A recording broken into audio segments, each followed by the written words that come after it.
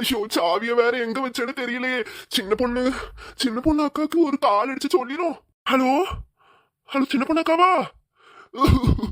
எக்கா சொல்லுங்கப்பா, என்ன ஆயிட்டு?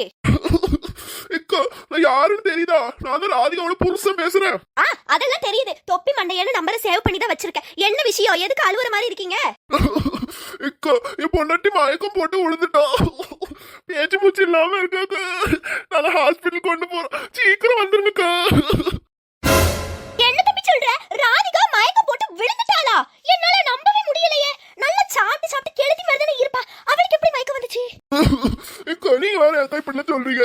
மயக்கம் போட்டு அப்படியே கணக்கா ஹாஸ்பிட்டல் தூக்கிட்டு போறோம். என்ன சின்ன பொண்ணு, என்ன ஆயிட்டு? எதுக்கு அழுவுறமா? ராதிகா என்னமோ சொன்ன மாதிரி இருந்துச்சு. ராதிகாக்கு என்னமா? எத்த உங்க மகளுக்கு மயக்கம் வந்து விழுந்து கடக்காதலாங்க. ஐயோ, என்ன சின்ன பொண்ணு சொல்ற? என் மகன் எதுக்குமா மயக்கம் போட்டு விழுந்தா? சரிக்கா, நான் போன வைக்க ஹாஸ்பிட்டல் கூட்டு போறோம்னா. சரி இரு தம்பி, நானும் சின்ன தூரம் வச்சாலும் வரோம். என்ன?